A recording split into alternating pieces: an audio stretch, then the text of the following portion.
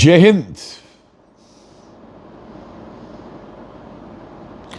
जिंदगी भर सालों तक स्वदेशी स्वदेशी स्वदेशी का गुणगान करने वाले इन कांग्रेस के नेताओं को एक अंग्रेज माउंटबेटन ही मिला था। भारत के डोमिनियन का पहला गवर्नर जनरल बनाने के लिए, जिसने शपथ भी राजा के नाम पे ली थी। आजादी तो मिली नहीं थी उस दिन।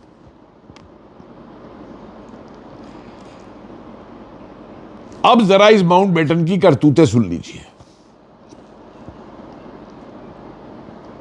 राजनीतिक भी और दूसरी भी। साथियों, ये वो माउंटबेटन है जिसने सैनिक नैतिकता को ताक पे रख करके आजाद हिंद फौज का जो स्मारक सिंगापुर में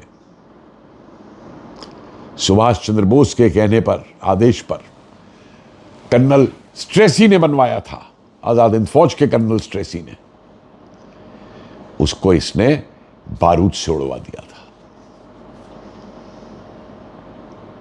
कोई भी सेना दूसरे सैनिकों का अपमान नहीं करती। और भारत का तो आप जानते हैं, भारत की सेना तो अब तक, वो जो पाकिस्तानी अपने सैनिकों की लाशें छोड़ के भाग जाते हैं, उन तक को कब्र में इज्जत के साथ हमारे सैनिक पहुंचाते हैं। लेकिन इस माउंटबेटन ने, क्योंकि आजाद हिंद सरकार ने आत्मसमर्पण नहीं किया था, जापान ने कर दिया था।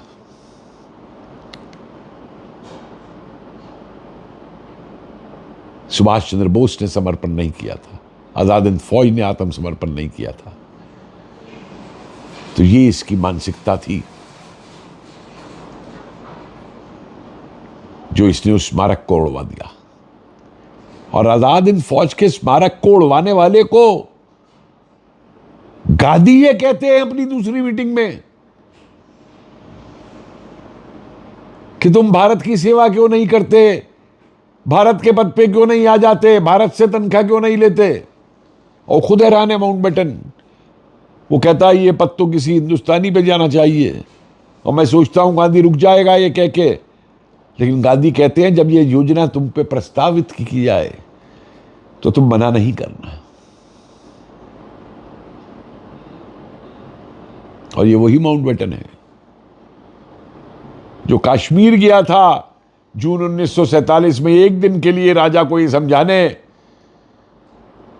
कि किसी भी यूनियन को ज्वाइन मत करना, शामिल मत होना भारत में या पाकिस्तान में, स्वतंत्र रहना। ये वही माउंटबेटन है जिसने भारत को हिंदुस्तान पाकिस्तान में नहीं बल्कि 567 टुकड़ों में बांटा था, जो रियासतें थी उनको देश बना करके। यह वही माउंटबेटन है जब कश्मीर का विलय की सिंधी आ गई दिल्ली, तो उस पे कहता है ये टेम्परेरी है जब तक जनमत नहीं होगा। ये वही माउंटबेटन है जिसके कहने पे कश्मीर मुद्दे को नेहरू यूएन में ले गया, संयुक्त राष्ट्र में ले गया।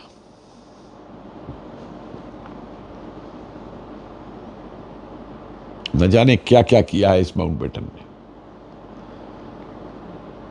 आजाद हिंद फौज के सैनिकों को नहीं छोड़ने दिया, उनके मुकदमे वापस ला ही लिए, और नेहरू हां में हां मिलाता रहा। यह है वो माउंटबेटन,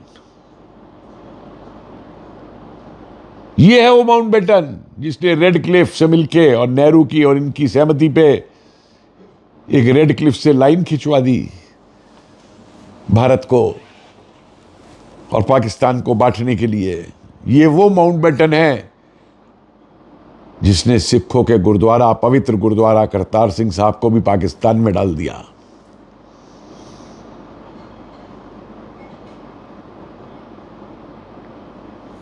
और ये वही माउंटबेटन है जिसने अपनी पत्नी एडविना से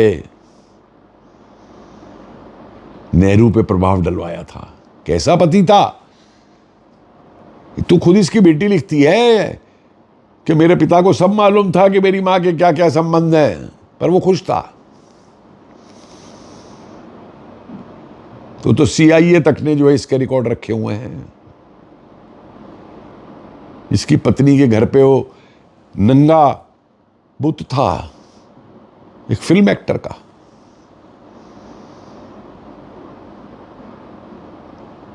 और एडविना से ही नेहरू को फोन करवाया था कश्मीर में युद्ध विराम कराने के लिए।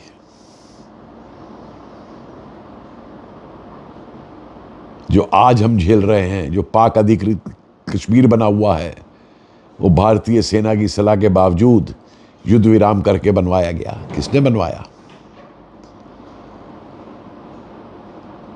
अरे बहुत से कारनामे। इसकी तो दोस्ती नेहरू से तब शुरू हुई थी सिंगापुर में, जब इसने नेहरू को समझा दिया था कि आज़ाद हिंद फौज के जो स्मारक के अवशेष बच गए थे, इसके उसको फुड़वाने के बाद वहां पे मत जाना। और नेहरू नहीं गया था। खुद माउंटबेटन ने लिखा है नेहरू की बहन की किताब में, आलेख लिखते हुए, जिस नेहरू के यहां माउंटबेटन ने अपने खास आदमी कृष्णा मेनन को बिठा रखा था। उस कृष्णा मेनन ने क्या क्या नहीं किया आपके सामने मौजूद है।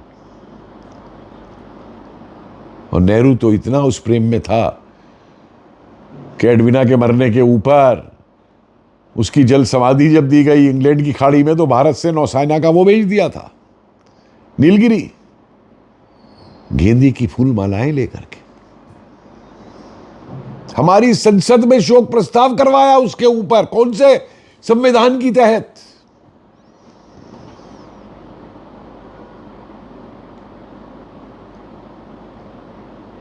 और इस माउंटबेटन का लड़कों से, युवा लड़कों से विशेष प्रेम था। क्या बोलते हैं अंग्रेजी में, ओफिडोफिल। और ये मैं नहीं कह रहा। CIA का आर्काइव्स देखिए जाके ऑनलाइन, अमरीकी CIA का, और उसमें टाइप करिए सर्च में माउंटबेटन, और आपके सामने वो CIA का कार्ड आ जाएगा कि जब ये पकड़ा गया इंग्लैंड के अंदर लड़कों के साथ, तो कैसे चर्चिल ने इसको बचाया। क्योंकि चर्चिल के कहने पे तो इसने पाकिस्तान बनवाया था। हालांकि चर्चिल उस समय ऑपोजिशन का लीडर था। जब ये भारत आ रहा था, माउंटबेटन तो मिलने गया था चर्चिल से, और चर्चिल ने कहा था इससे कि मेरे मुसलमान दोस्तों का ख्याल रखना, क्योंकि बड़ी सेवा की थी मुस्लिम लीग और जिन्ना ने द्वितीय विश्व युद्ध में अंग्रेजों की। और माउंटबेटन कहा कि आया था, मैं ध्यान रखूंगा, और रखा ध्यान उनका, पाकिस्तान बनवाया।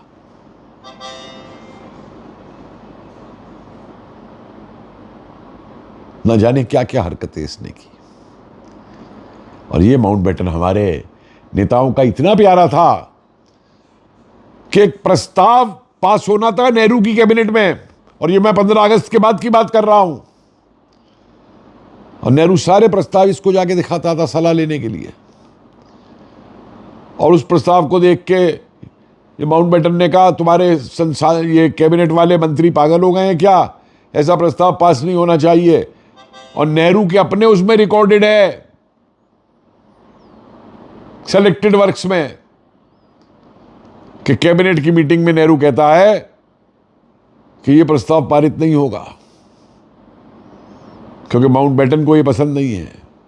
और माउंटबेटन बड़ा प्रेम करता है देश से। जी हाँ, इतना प्रेम करता था कि देश बंटवा दिया था और लाखों मरवा दिए थे। और हमने माउंटबेटन को केवल नाम के लिए गवर्नर जनरल नहीं बनाया है। मेरे लिए उसकी सलाह तुमसे ज्यादा महत्वपूर्ण है, मतलब अपनी कैबिनेट के मंत्रियों से ज्यादा महत्वपूर्ण है माउंटबेटन की सलाह।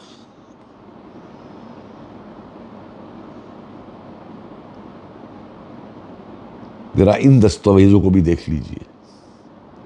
ये मेरे बनाए हुए दस्तावेज नहीं है। ये वो इतिहास है जिस इतिहास को इन कांग्रेस के इतिहासकारों ने सरकारी जनता से छुपा करके रखा था। सब कुछ मौजूद था, सब दस्तावेज थे मौजूद, मैं कोई नए दस्तावेज नहीं निकाल के लाया, ये सब मौजूद थे। लेकिन इनको दरकरार किया जाता था, नीचे डाल दिया जाता था। आज वही दस्तावेज बोल रहे हैं।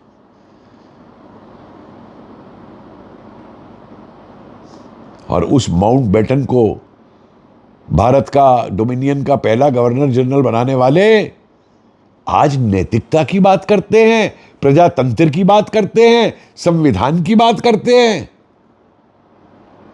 एपस्टीन फाइल की बकवास करते हैं। आप खुद ही सोचिए और समझिए कांग्रेस का डीएनए क्या है। जय हिंद।